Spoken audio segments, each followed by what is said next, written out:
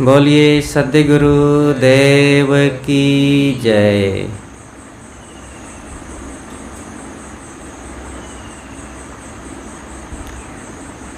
पूजनीय साध्वी समाज,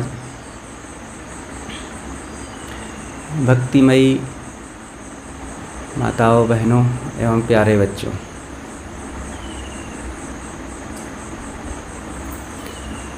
सद्गुरु कबीर साहब कहते हैं,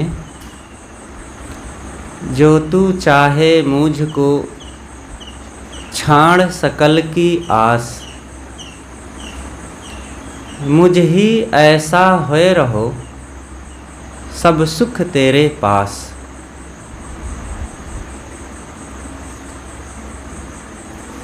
अगर तुम मुझे चाहते हो तो सारी आशाओं को छोड़ दो, मुझे पाने की आशा को भी छोड़ दो। मुझे पाने के बजाय मेरे जैसे हो जाओ, ये खास बात है। मुझ ही ऐसा होए रहो, मेरे जैसे अगर हो जाओगे तो जैसे मैं सुखी हूँ, क्योंकि मेरे सुख के कारण ही तुम मुझे चाहते हो। मैं सुखी हूँ, तृप्त हूँ, निश्चिंत हूँ, इसीलिए तुम चाहते हो मुझे। तो मेरे जैसे हो जाओ, तो फिर जैसे मैं सारे सुखों से संपन्न हूँ वैसे तुम भी हो जाओगे, सब सुख तेरे पास। बहुत ही महत्वपूर्ण अमृत वचन है। वाणियों में अमृत वचन होता है। कुछ लोगों को सुन करके लगता होगा वाणी में भी अमृत वचन, लेकिन हाँ, होता है। जब विष वचन होता है तो अमृत वचन क्यों नहीं होगा? जिस वाणी को सुन करके मन अशांत हो जाए, पीड़ित हो जाए, चंचल हो जाए, विकारी हो जाए, विवश परवश हो जाए, वही तो विष वचन है। तो इसके विपरीत जिन वाणियों को सुन करके आत्मस्वस्थता बनी रहे, मन की शांति आ जाए और आपस में प्रेम, संगठन, मेल मिलाप बढ़ जाए, हम आत्मस्वस्थ हो जाएं, तो यही अमृत वचन है। साहब इसी के लिए कहते हैं, जो तू चाहे मुझको छाड़ सकल की आस। ये एक आत्मतृप्त आप्त पुरुष का वचन है। वे कोई साधारण पुरुष नहीं थे, जीवन मुक्त पुरुष थे, और निश्चित ही उनको लोग चाहते हैं। सद्गुरु कबीर साहब के सामने ये अनेक बार घटनाएं घटी होंगी कि उनको लोग कहे होंगे कि गुरुदेव आप रहें यहाँ, हमारे यहाँ, हम चाहते हैं आपके दर्शन, आपकी वाणी, आपका सानिध्य, आपका साहचर्य हमारे लिए अमोघ होगा। तो सद्गुरु कहे होंगे कि तुम मुझे चाहते हो, मेरे हाथ पैर को पकड़ करके क्या होगा? गुरुदेव जी तो इसी पर एक उपाख्यान सुनाते थे कि सद्गुरु कबीर साहब भ्रमण करते हुए गुजरात गए। उन दिनों शैव और शाक्तों का बहुत विवाद चल रहा था आपस में। तो इस विवाद को सुलझाने के लिए वहाँ के संतों ने सोचा कि अगर सद्गुरु कबीर आ जाएं काशी से तो निश्चित ही उन्हीं में ये सामर्थ्य है कि इस विवाद को वे सुलझा सकते हैं। तो सद्गुरु कबीर को बुलाया गया और गए। उस ज़माने में जब न कोई बस थी, न ट्रेन थी, न हवाई जहाज़ थी और न कोई सुविधा, और काशी से गुजरात इतनी लंबी यात्रा, करीब 1200-1300 किलोमीटर, 1400 के आसपास।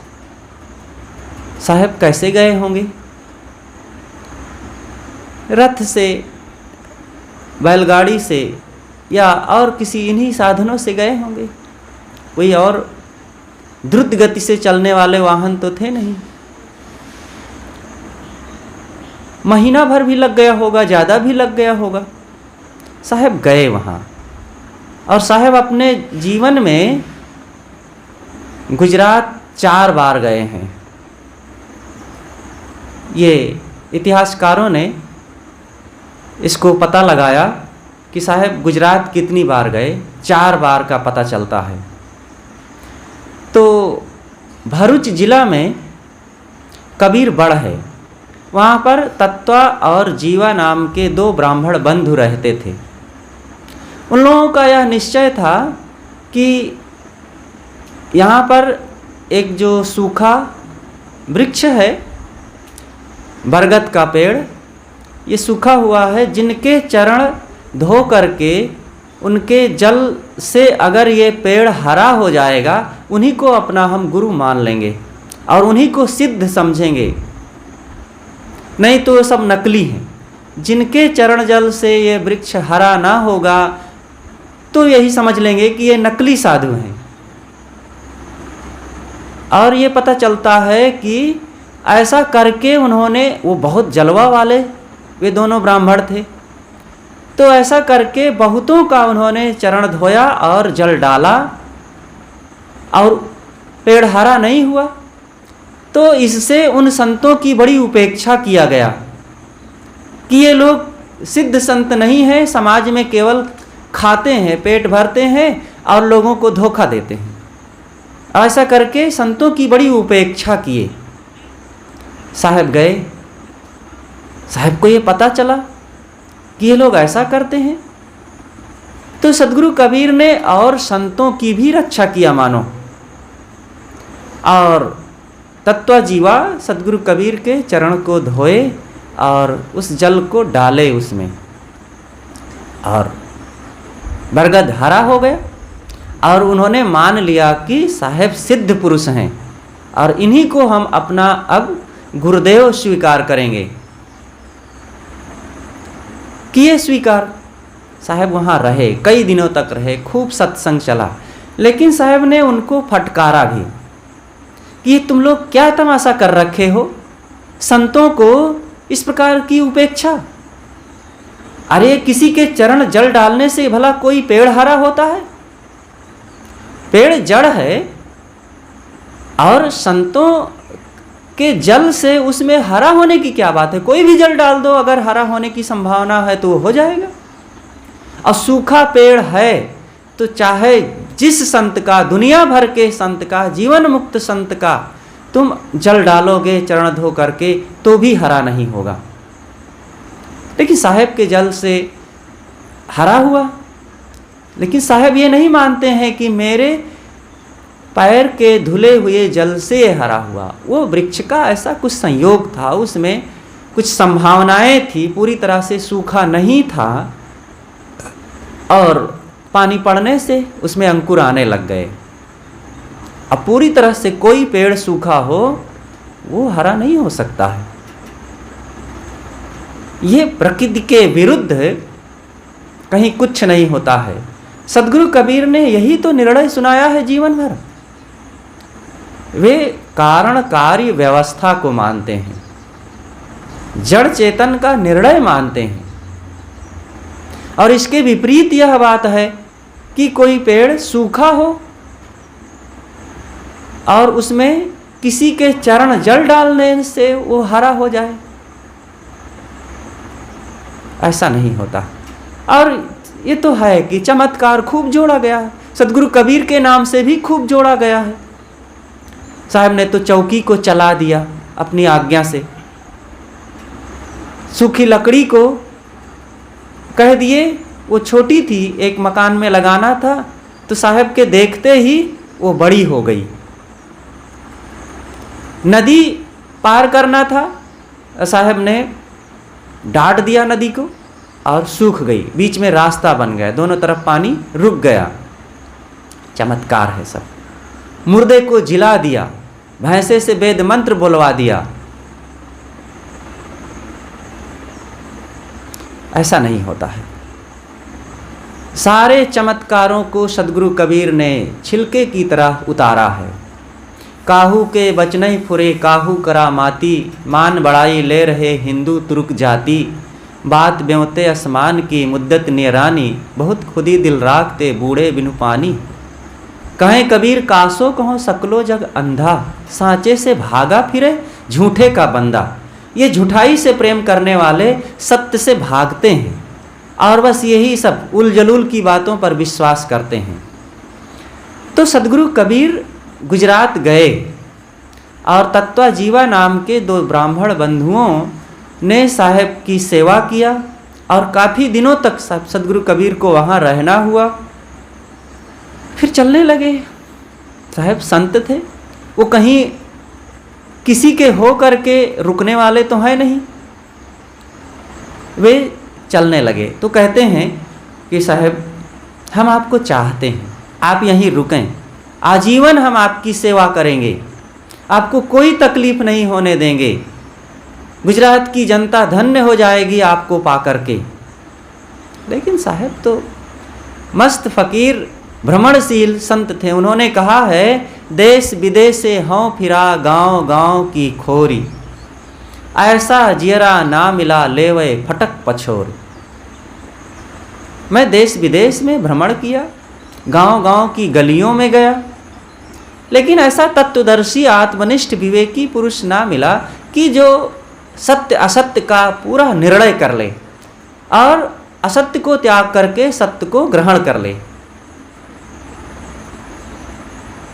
यहाँ पर कम का परिचय मिलता है कि कम मिले। अब ना मिले होते तो आज उनका विचार हम तक कैसे आया होता। ये प्रत्यक्ष है कि सदगुरु कबीर साहब के ज़माने में ही उनके ऐसे ऐसे योग्य अनुयायी हो गए थे कि क्या पूछना। और तब से अब तक वो परंपरा अक्षुण्य रूप से आज चली आ रही है और उसमें योग्यतम संत होते आए हैं। संत तो हुए ही, भक्तों में हुए। सदगुरु कबीर के ज़माने में उनके बहुत से शिष्य हो चुके हैं जो बड़े प्रभावशाली व्यक्ति थे। राजा महाराजा अनेक हो चुके हैं।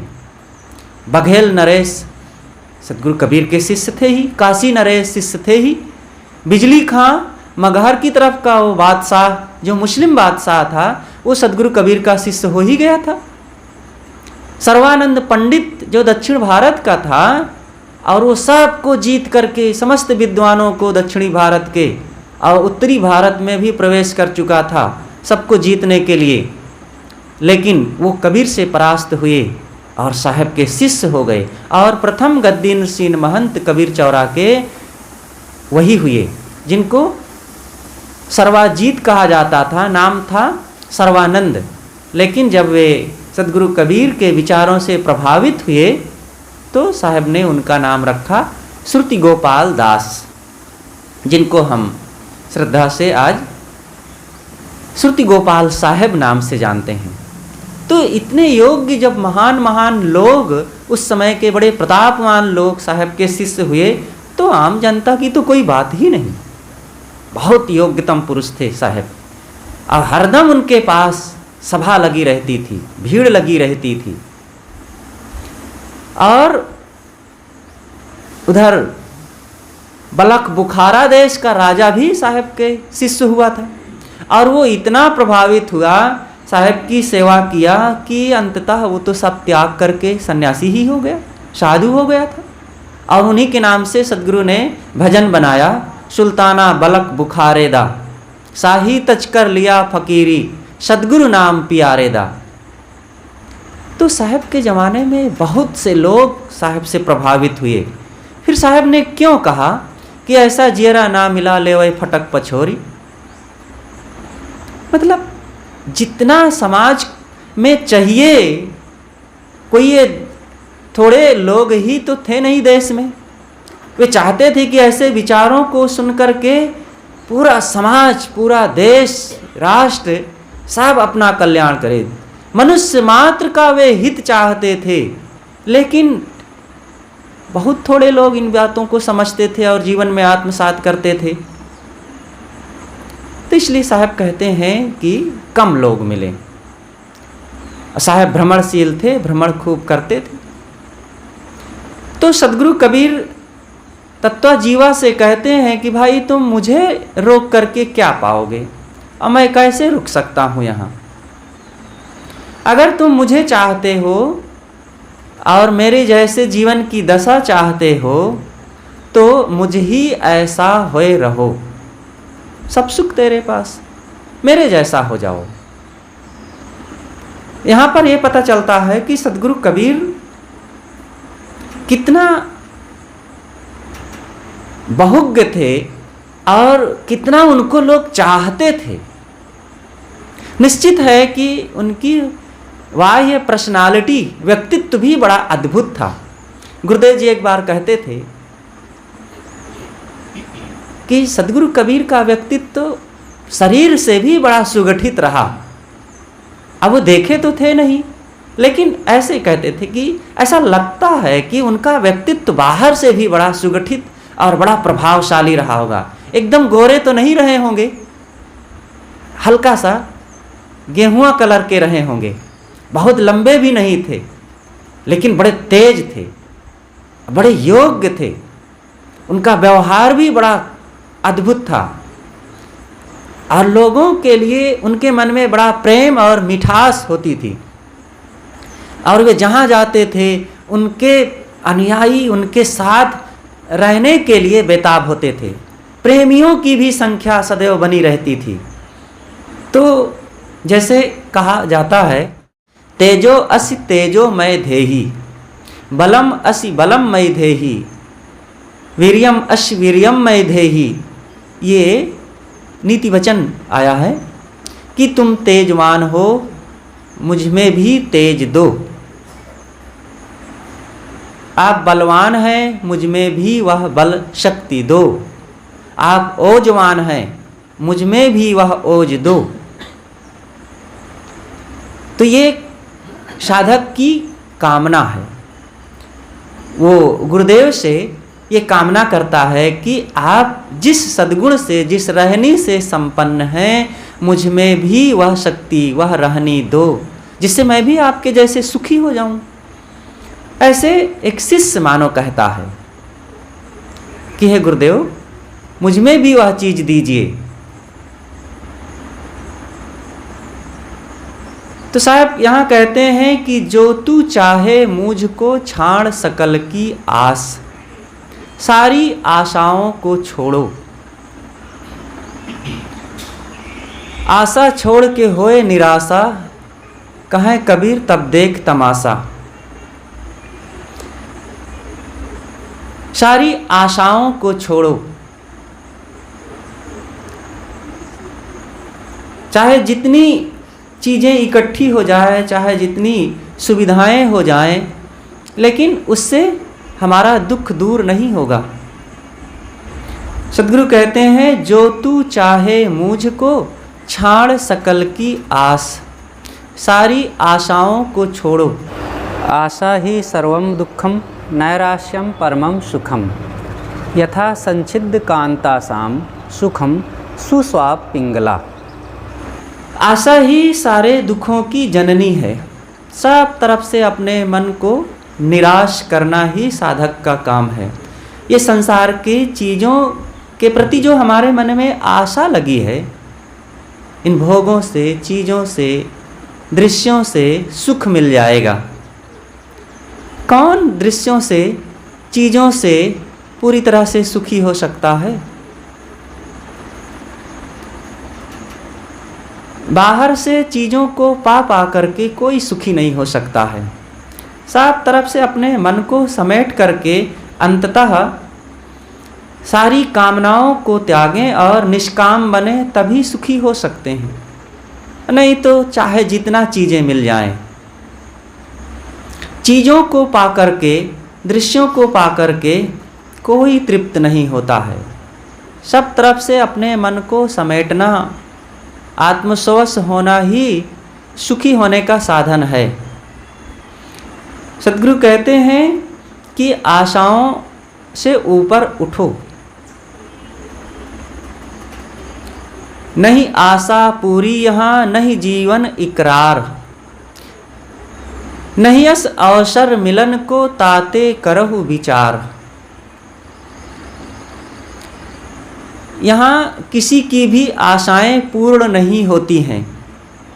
चाहे जितना हमें वैभव मिल जाए, सुविधाएं मिल जाएं, चीज़ें और मान सम्मान मिल जाए, क्या बाहर से पा करके कोई पूरी तरह से सुखी हो सकता है? चाहे जितना मिल जाए। दुनिया का वैभव वो सदैव अधूरा ही रहता है। इनको पा करके कभी मन पूरी तरह से तृप्त नहीं हो सकता है। भर्तृहरि महाराज ने कहा है, आशा नाम नदी मनोरथ जला तृष्णा तरंगा कुला, राग ग्राहवती वितर्क विहिगा धैर्य द्रुम ध्वंसनी, मोहावर्ष दुस्त्राति गहना प्रोत्तुंग चिंता तटी, तस्याह पारगता विशुद्ध मनसो नंदति योगीश्वरा। ये भर्तृहरि का वचन है, बहुत महत्वपूर्ण है। भर्तृहरि कहते हैं आशा नाम नदी, आशा नाम की एक नदी है और उस नदी में मनोरथ जला, मनोरथ का जल भरा हुआ है। मनोरथ क्या है?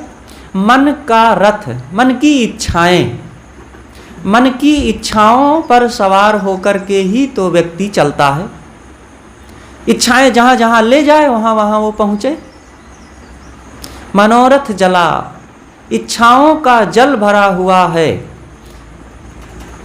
तृष्णा तरंगा कुला, उस नदी में, आशा नाम की नदी में तृष्णा के तरंग उठ रहे हैं, हिलोरे उठ रहे हैं।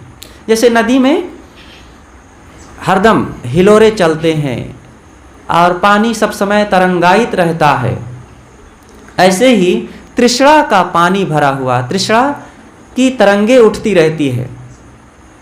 और राग ग्राहवती,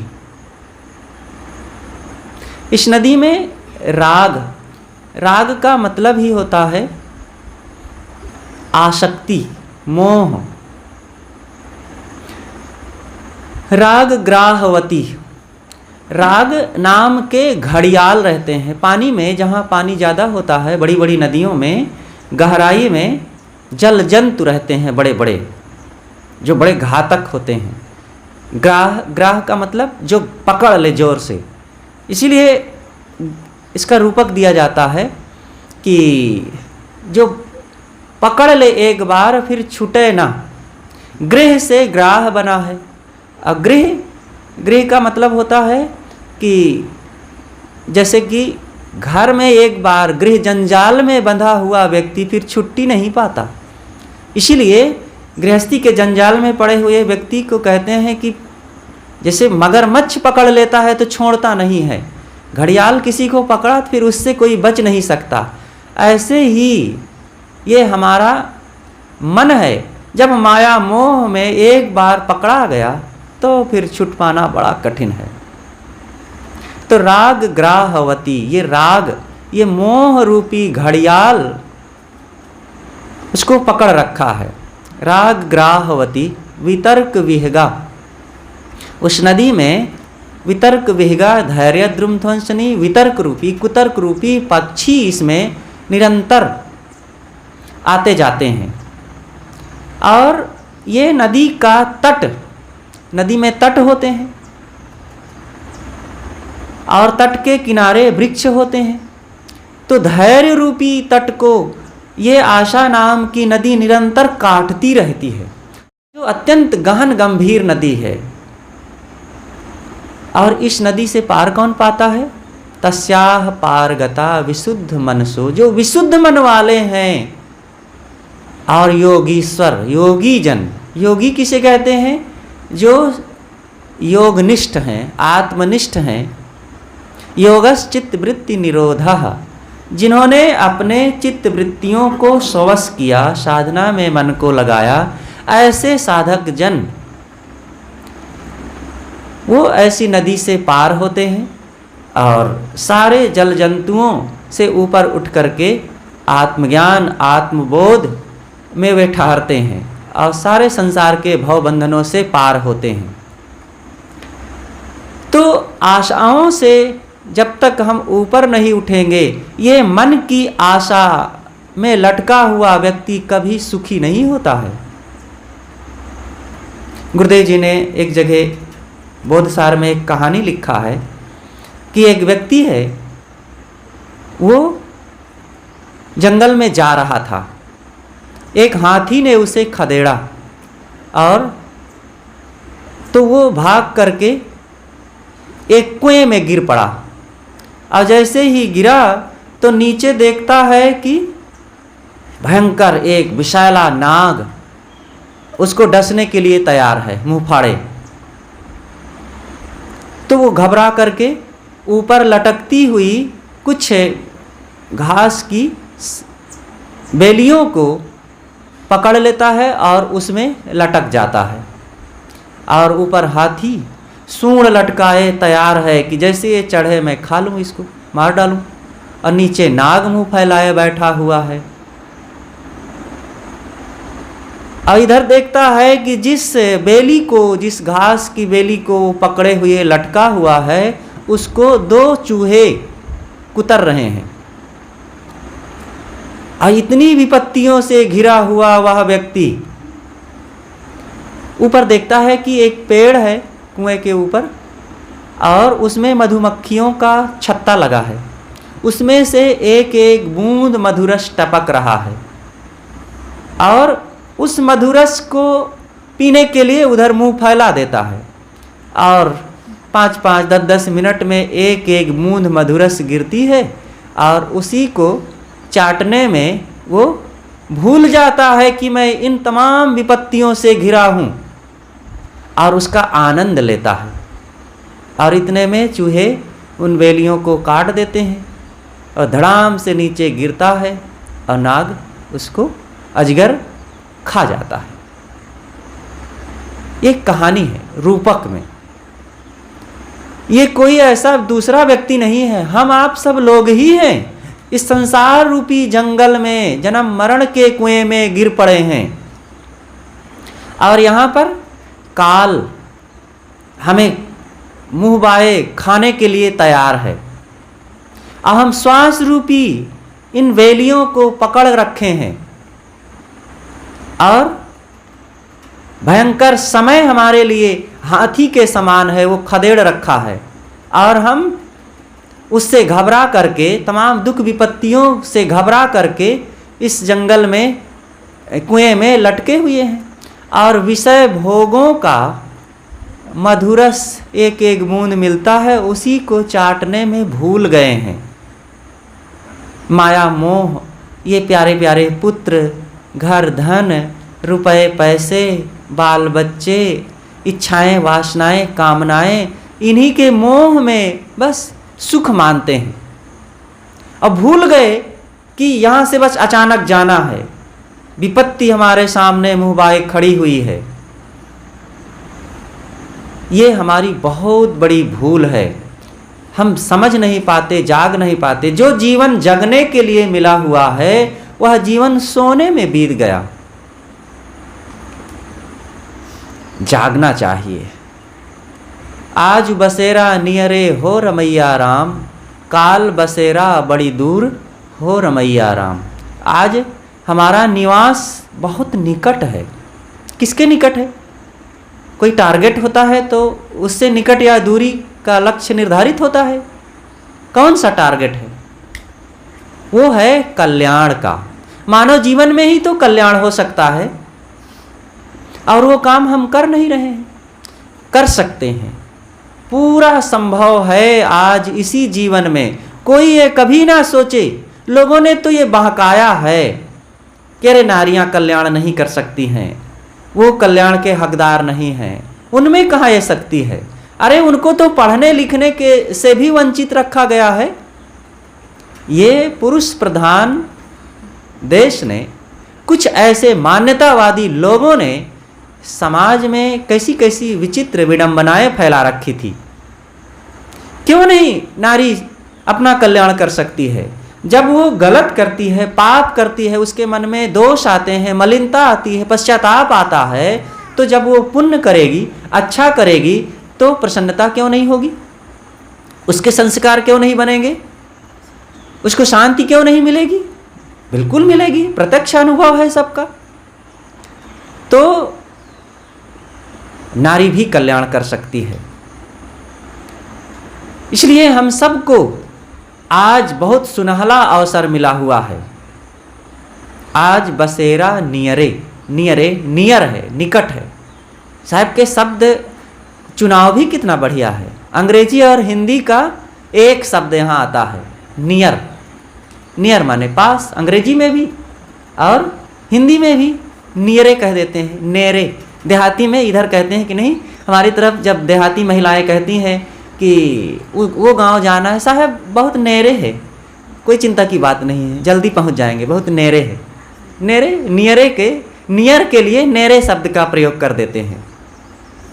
तो आज बसेरा नियरे, आज हमारा निवास कल्याण के बहुत निकट है। कैसे निकट है? देखो, आज बढ़िया सा मन मिला हुआ है, समझ मिली हुई है, स्वास्थ्य मिला हुआ है, सद्बुद्धि मिली हुई है। एक जो सामान्य रूप से मनुष्य का जीवन होता है, कोई भी मनुष्य हो, मनुष्य होना चाहिए बस। पशु में संभावना नहीं है, पक्षियों में नहीं है, मनुष्य में संभावना है।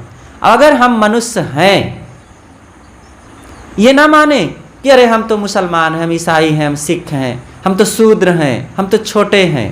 अरे कौन है? मनुष्य है बस। ये हिंदू, मुसलमान, सिख, ईसाई, ब्राह्मण, शूद्र तो तुच्छ एक लेबल है, लोगों ने बना रखा है। वो लेबल को फाड़ कर फेंक दो, कुछ भी इसमें अंतर नहीं है, सब मनुष्य हैं बस।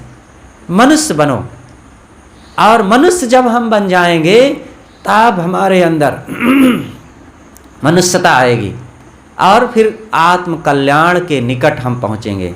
और जब तक हम बाहर का लेबल ओढ़ करके रखेंगे तो हमारे जीवन में मनुष्यता ही नहीं आएगी, ऊंच नीच की भावनाएं बनी रहेंगी। और ये ऊंच नीच की भावना, ब्राह्मण शूद्र, हिंदू मुसलमान, स्त्री पुरुष की भावनाएं ने बहुत अहित किया है, और आज हम उसको तोड़े। सदगुरु कबीर ने इसको मिटाने के लिए बहुत शक्ति प्रदान किया है, और आज का कानून भी उसी आधार पर है। ये महापुरुषों की सैकड़ों वर्ष की लड़ाई है जो आज हम लोग स्वतंत्रता का अनुभव कर रहे हैं, पढ़ लिख रहे हैं और सभी क्षेत्रों में आगे बढ़ रहे हैं। सदगुरु कबीर ने उस जमाने में कितना लोगों से चुनौतियां लिया है और कितना लोगों के साथ संघर्ष किया है, और फिर भी वे कहीं झुके नहीं और गरजते रहे, और वो परंपरा चलती आई। और इधर देश आज़ाद हुआ, और देश को एक ऐसे विधाता की ज़रूरत थी और एक ऐसे संविधान की ज़रूरत थी जो देश में समता का अधिकार दिला सके। और अंबेडकर साहब आए। इन समस्त देशवासियों में उस समय एक महत्तम पुरुष थे अंबेडकर साहब, जिनमें यह शक्ति थी कि वो ऐसे विचार दे सके। पूरे देश में नहीं, उस समय विश्व में इतना योग्य पुरुष, बुद्धिमान कोई नहीं था जो इतना बहुज्ञता से इन विचारों को लिख सके। और वे अमेरिका के यूनिवर्सिटी में, जो कौन सी सिटी थी याद नहीं आ रहा है, वहाँ पर पढ़े, और कई उनके पास करीब करीब 10-15 डिग्रियाँ थी, और कई बार पीएचडी किए, और बहुत कुछ उनके पास था। और फिर उन्होंने संविधान लिखा। उन्होंने क्या लिखा? एक समिति बैठी, बहुत लोगों ने लिखा, लेकिन इनकी अध्यक्षता में इनके विचारों को प्रमुखता देते हुए ये काम हुआ। और आज का जो संविधान है कितना जनहितकारी है। तो हम सब लोग आज इस सुनहले अवसर को पा करके, आज जो ब्राह्मण वर्ग की कुछ स्त्रियां हैं, वे लोग भी कहती हैं कि ब्राह्मणों को आगे बढ़ना चाहिए, ब्राह्मणों को अधिकार मिलना चाहिए, और लोग छोटे हैं। वो भूल में है, ऐसा कह रही हैं। अगर ये संविधान ना होता अम्बेडकर साहब जी वो ना लिखते, सदगुरु कबीर का वो विचार ना होता, तो वो भले ब्राह्मण कहला रही हैं, उनको भी अछूत जैसे ही उनके साथ भी व्यवहार हो रहा था। पुरुष लोग पढ़ लें, पुरुष लोगों में अपना चौधराना गांठें, अधिकार गांठें, और वो दुबकी रहें घर में, और चौका भोजन करें, और बच्चों को पालें पोसें, बस इतना काफ़ी है। पढ़ नहीं सकती थी, नौकरी नहीं कर सकती थी, समाज में आगे बढ़ नहीं सकती थी। दूसरे जो वर्ग की नारियां थी वो तो कर ही नहीं सकती थी, जो शुक्लाइन है, चौबाइन है, तिवारिन है, उनको भी अधिकार नहीं था। इसलिए हम सब लोग आज इस बहुत सुनहले अवसर में हैं, इस समय में, इस समय का हम सब लोग उपयोग करें। और वो उपयोग ये नहीं है कि पढ़ लिख करके केवल नोट कमाएं और थोड़ा सा पद पर किसी पोस्ट पर चले जाएं, नौकरी करें, ये अहंकार गांठें कि हम भी ये हो गए हैं, हम भी नौकरी कर रहे हैं, हम भी सिपाही हो गए हैं, हम भी विधायक हो गए हैं, मंत्री हो गए हैं। अहंकार करने की ज़रूरत नहीं। विनम्र हो करके सेवा करें और अपने इस सुअवसर का सदुपयोग करें। सबसे बड़ा सदुपयोग है बंधनों को काटना, आत्मस्वश होना, और इसी मानव जीवन में पूरी तरह से समस्त वासनाओं को मिटा करके आत्म कल्याण करना। और नहीं तो नोट कमाएं, घर बनवावें, और थोड़ा सा बढ़िया बढ़िया कपड़ा पहन करके अच्छी गाड़ी से चलें, दिखा लें 4 दिन की ज़िंदगी में अपनी चमक दमक, और फिर वही इच्छाओं, कामनाओं, वासनाओं के पुतली बन करके और यहाँ से शरीर छोड़ दें, तो क्या होगा? चले गए ना फिर वही नीच खानियों में, पशु पक्षी आदि खानियों में। इतना सुनहला अवसर मानव जीवन मिला था, उसका क्या फायदा पाए? किसी को फॉर्च्यूनर गाड़ी मिले या उससे भी कीमत की बहुत लेटेस्ट मॉडल की गाड़ी मिल जाए, जो 50 लाख की, 80 लाख की ऐसी कीमती गाड़ियां होती हैं, और उस गाड़ी को पा करके वो घास छील छील कर उससे ढोवे और गांव नगर की सफाई करके उसके कूड़ा कचरा उस गाड़ी से ढोवे, तो गाड़ी का सदुपयोग हुआ। भूसा ढोवे, क्या मतलब हुआ? अरे भूसा घास ढोने के लिए ट्रैक्टर ठेला ही काफ़ी है, ऐसी कीमती गाड़ी की क्या ज़रूरत है? ऐसे ही ये उससे भी हजारों गुना ज़्यादा कीमती हमें ये मानव शरीर मिला। अब मानव शरीर को पा करके पान तंबाकू खाए पिएं, शराब पिएं और गाली गलौज बकें और इच्छाओं, कामनाओं, वासनाओं, विकारों, दोषों, दुर्गुणों में ही डूबे रह जाएं, तो क्या है? कूड़ा कचरा ही तो ढोना है इस गाड़ी से, मानव जीवन रूपी गाड़ी से। इसलिए ये संसार के भोगों से जो सुख पाने की आशा है, ये बहुत बड़ा भ्रम है। साहब कहते हैं छाड़ सकल की आस, सारी आशाओं को छोड़ो, आशा छोड़ के होए निराशा, कहें कबीर तब देख तमाशा। गुरुदेव जी सालपुर में थे, वही कल जो छोटी सी घटना सुनाया था वहीं की बात है। तो वहाँ एक संत थे राम सुधि साहेब, वे बुजुर्ग थे, भोले थे। थोड़ा भोले होना पागल होना नहीं है, बड़े सीधे साधे, बड़ी सामान्य मोटी बुद्धि के थे, लेकिन रहनीवान थे, साधुत्व प्राप्त संत थे, संतों के प्रति बड़ी निष्ठावान थे। गुरुदेव जी 5-6 महीना में वहाँ जाते थे। जब जाएं तो वो समय को भी देखते रहते थे कि जब गुरुजी नहा धो करके एकांत में बैठें कमरे में, तब वे पहुँचें। 4-6 महीना में जो पूजा विदाई भंडारा में कहीं कहीं जाएं तो पाए रहें 10-20-50 रुपया। तो एक पत्ता में, पेड़ के पत्ता तोड़ें बड़ा सा आम या महुआ का, और उसमें लपेट करके गुरुजी के जाकर के आसन पर पैताने में रखें। ऐसे सीधा नोट ना रखें, जाने कि गुरुजी शुद्धता का ध्यान रखते हैं, तो पत्ते में, साफ पत्ते में लपेट करके, वही उस जमाने का लिफाफा था तो उसमें लपेट करके ले जाएं और धरें। तो गुरुजी पूछें कि रामसुदास ये का है? कहाँ? यह मायवा होए गुरु महाराज, यह मायवा होए, तो ये हमका नचावत है। तो कहा अरे तुम हमका देत हो तो ये हमहू का नचाई। कहे नहीं, आपका ना चाहिए, आप सदगुरु हो, आपको ना चाहिए। तो बड़े सीधे रहे। तो आम का समय आवे, अब आम का समय आ गया है, तो सब संत लोग इकट्ठे हों, तो आम गिरे, पानी बरसे, आम पका हुआ खूब गिरे बगीचे से, तो बीन बीन ला करके सब रखें, बाल्टी में पानी में डाल के धुल करके रखें। अब सब संत बैठें तो सबको बंटे, सब खाएं, और वो भी बैठें, उनको ना दें, तो बैठ के टुकुर टुकुर देखें। अब मांगे ना कभी, अब बिन के वही लावें, साफ सुथरा करके वही धरें, लेकिन एक भी आम अपना नहीं खाते थे। जब उनको दिया जाए तब खाते थे। तो सबको बंटे और उनको न दें। जब संत कभी कभी ऐसा मजाक कर लेते थे, न दें तो बैठे देखें, सब संत उनकी तरफ देखें। तो फिर अंततः जब 2-4 मिनट बीत जाए तो कहें राम खबरिया लेवे करी हैं, दाया लागी देवे करी हैं। तो सब संत हंसें और फिर उनको भी फट से दें, वो भी खाएं। फिर ना मांगते थे, ना गुस्सा करते थे, और ना कभी कुछ किसी प्रकार से रोष उत्पन्न करते थे। बड़े सरल निर्माणी संत थे। बड़हरा की घटना है, गुरुदेव जी के गुरु आश्रम सदगुरु सरन साहब एक संत थे, आप लोग शायद जानते हो। सदगुरु श्री राम सूरत साहब जी के पिताश्री थे वे, तो वे भी संत हो गए थे।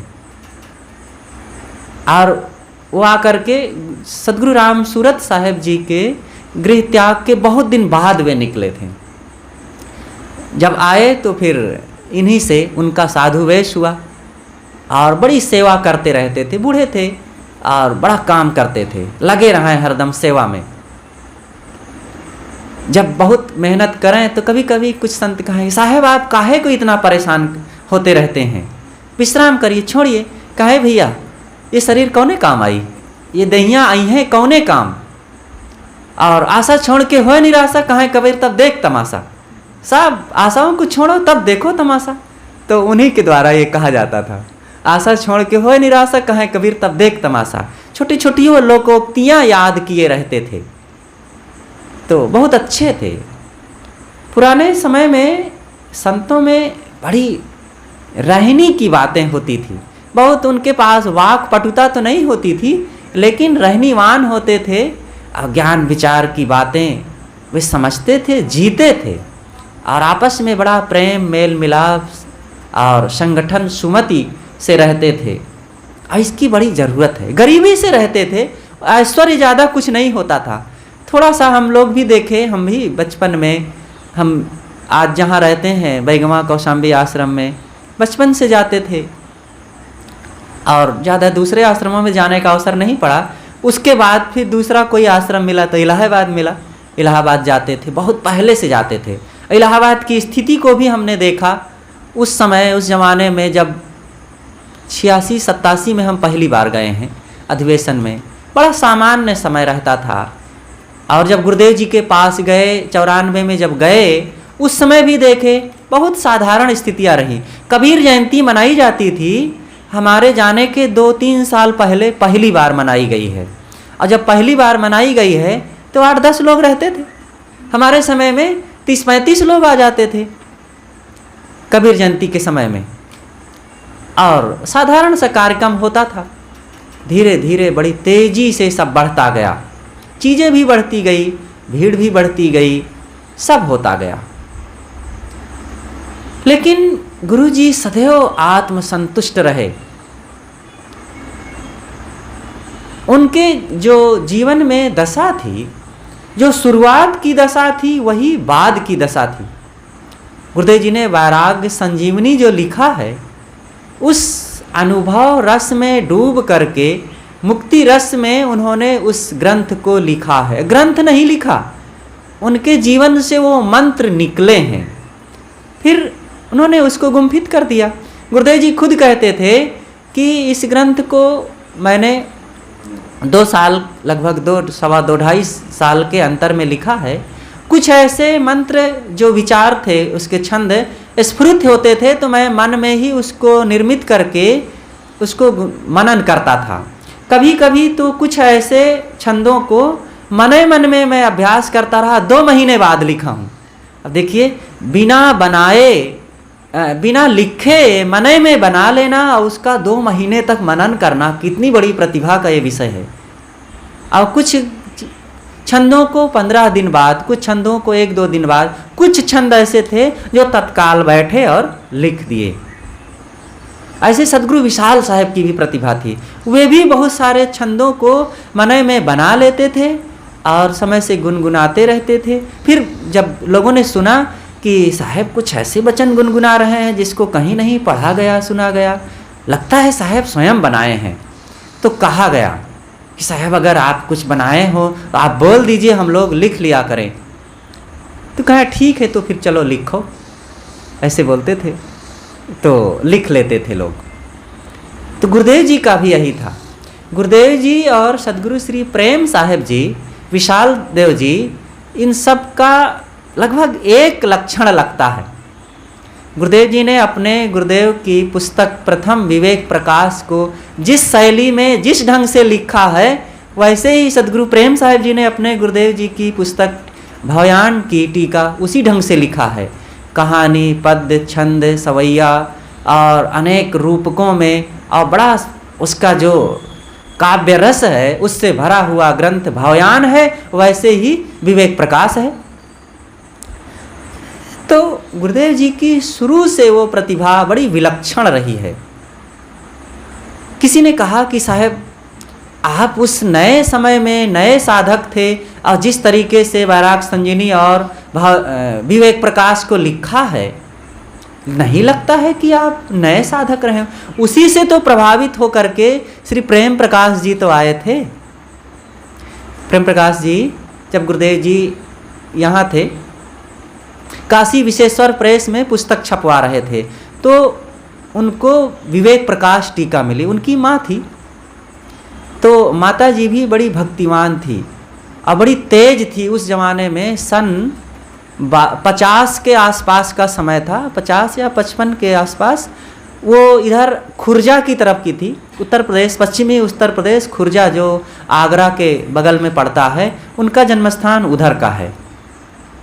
और उस ज़माने में उन्होंने एक बहुत बड़ा जुलूस निकाला और नारी जागरण का एक बहुत बड़ा अभियान चलाया था, जो नारियों के लिए तमाम विचित्र विचित्र लोग पोस्टर छापते हैं और कम कपड़े में और विज्ञापन के रूप में। तो इसका उन्होंने बहुत विरोध किया था और पूरे उस नगर में तहलकम मचा दिया था। लेकिन कहाँ आज का व्यापारी वर्ग और ये सब लोग कोई मानने वाला नहीं है। लेकिन उन्होंने एक बहुत बड़ा अभियान चलाया था और बहुत वर्षों तक चला था। बहुत नारियां उनका समर्थन की थी। और उन्होंने ही जब विवेक प्रकाश गुरुदेव जी की पुस्तक पाया तो पढ़ी तो बहुत प्रभावित हुई। तो उन्होंने अपने बेटे प्रेम प्रकाश जी को दिखाया कि देखो प्रेम, ये कितनी बढ़िया पुस्तक है, किस संत ने लिखा है, ये इसमें लिखा है अभिलाष दास, बहुत अच्छे संत हैं और इनसे मिलना चाहिए। तो पता लगाए, उसमें छपा था बनारस का जो प्रेस का एड्रेस। तो उन्होंने पत्र लिखा उसी आधार पर। तो गुरुदेव जी ने जवाब दिया। तब तक थोड़े दिनों में सन 61-62 के आसपास फिर वे चले गए थे कलकत्ता। उन्होंने वहाँ पर छोटी सी एक अपनी फैक्ट्री कायम की। पहले बनारस में रहते थे, यहाँ रह कर के काम करते थे, फिर कलकत्ता चले गए और वहाँ से फिर उन्होंने पत्र लिखा कि साहब, फिर संवाद होता रहा। उसी बीच में सन 62 में वे उन्हीं विचारों से प्रभावित होकर माँ के कहने से कलकत्ता से फिर वे आए थे बड़हरा। और तब तक काफ़ी उनकी संपन्न स्थिति हो गई थी, फैक्ट्री काफ़ी आगे बढ़ चुकी थी। जब बड़हरा आए, प्रेम प्रकाश की माँ मोटी थी, बूढ़ी थी। प्रेम जी भी उस समय 43 साल के थे।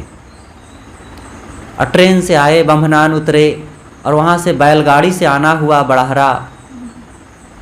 और वो रास्ता धूल गर्दे का, बैलगाड़ी कई बार पलटते पलटते बचती थी। और उसी में फिर आए, नहाए धोए और फिर निवास दिया गया। जो बड़हरा आश्रम जो गए होंगे, देखे होंगे पीछे जहाँ बांस ओस है वहीं पर झोपड़ा रहता था। हमने देखा है गुरुजी के समय में वो झोपड़ा रहा। तो वहीं पर उनका आसन दिया गया नीचे, क्योंकि ऊपर माता जी चढ़ नहीं पाती थी, ज़्यादा बड़ी तकलीफ़ होती थी, चढ़ तो जाती थी, लेकिन बड़े साहब जी के दर्शन करने के लिए नहा धो करके फिर वहाँ गए सब। अब गुरु जी थे उस समय, गुरु जी की उम्र 30 साल की थी, 30 या 30.5 31 साल की। तो साहेब जी ही दर्शन कराए, सेवा में रहते थे। जब उतर करके आए, बिस्तर पर लेटे, तब एक संत से मिले, कहें हम जिनसे प्रभावित होकर के यहाँ आए हैं, जिनके दर्शन करने के लिए, अभिलाष साहब मिले ही नहीं, कहाँ हैं? तो वो संत कहें, अरे वही तो आप अभी साथ में लगे थे, वही तो दर्शन कराने गए थे। कहें अच्छा, हमने तो ध्यान ही नहीं दिया, हम तो सोचे कौन साधु हैं, ये ब्रह्मचारी लगे हैं। तो अभिलाष साहब तो कहीं होंगे, गद्दी पर बैठे होंगे और 60-65 साल के होंगे और वे पढ़ते लिखते होंगे। तो संत ने बताया गुरु जी को कि वैसा कह रहे हैं। तो साहब दौड़ करके आ गए और तो प्रेम प्रकाश जी देखे तो बहुत खुश हुए और हंसते हुए तुरंत खड़े हुए और गले से लगा लिए। कहा, अरे भाई आपसे तो अभी बड़ी आशा है, हम तो सोचे थे कि आप 65 साल के आसपास होंगे और आप तो अभी 30 साल के जवान हैं, आपसे तो अभी बहुत कुछ मिलेगा। बहुत खुश हुए। तो वही प्रेम प्रकाश जी विवेक प्रकाश को जब पढ़े थे तब उन्होंने कहा कि साहब आपकी इस पुस्तक को देख करके लगता ही नहीं कि आप 30 साल के अभी नए साधक हैं। फिर उन्होंने बाद में चर्चाओं में कहा था कि साहब तब में और अब में बाहर की स्थितियों में तो बहुत अंतर है, आपके मन में कुछ अंतर कैसे लगता है आपकी साथ?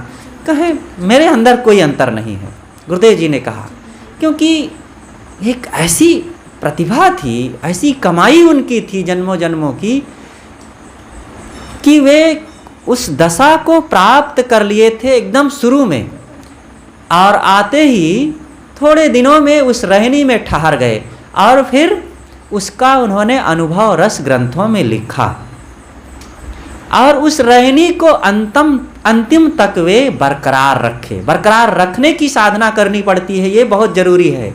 बोध बाद चक्कर यही बिरला पावे था, विशाल देव का वचन है।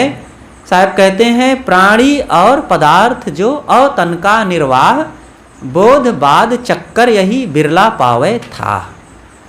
प्राणी और पदार्थों को इकट्ठा करना, इनके व्यवहार को निपटना और शरीर का निर्वाह करना, बोध प्राप्त होने के बाद यही तो झमेला है। बोध तो मिल जाता है और कोई साधना करे, वैराग्यवान है, अभ्यास करता है अंतर्मुख होकर के, तो वो दशा भी मिल जाती है। और दशा मिल गई बड़ी कमाई के बाद, लेकिन फिर भी वो दशा के छूटने का चांस रहता है, क्योंकि ये व्यवहार है, प्राणी पदार्थों का व्यवहार, शरीर निर्वाह का व्यवहार, और इसमें अगर सावधानी ना रखा जाए तो वो दशा छूटने के बड़े चांस रहते हैं, प्रलोभन के बड़े चांस रहते हैं। इसलिए सब तरफ से अपने मन को समेट करके साधना करना चाहिए, आशाओं का अंत करना चाहिए। तो मैंने सदगुरु कबीर साहब की साखी को उठाया और कुछ उसी के इर्द गिर्द बातें कहता रहा कि जो तू चाहे मुझको छाड़ सकल की आस, सारी आशाओं को छोड़े। अगर तुम सदगुरु को चाहते हो तो सदगुरु कौन किसके दिल दिमाग में घुस जाएंगे या उनके आसपास बैठे रहेंगे, उनकी रक्षा करते रहेंगे। साहब जब चलने लगे बनारस से तो तत्वा जीवा ने कहा कि साहब आप यहीं रहें। तो साहब ने मानो यही वचन कहा था कि जो गुरु बसे बनारसी शिष्य समुंदर तीर, अब बिसराए बिसरे नहीं जो गुण होए शरीर। शिष्य तो देखो भाई शरीर है, दूर निकट तो होता रहेगा गुरु से। अब कोई कहे कि नहीं मैं गुरु जी के पास रहूँगा तभी मेरी वो साधना कायम रहेगी, तभी मैं साधना में मजबूत हो पाऊँगा, तो ऐसा कैसे हो सकता है?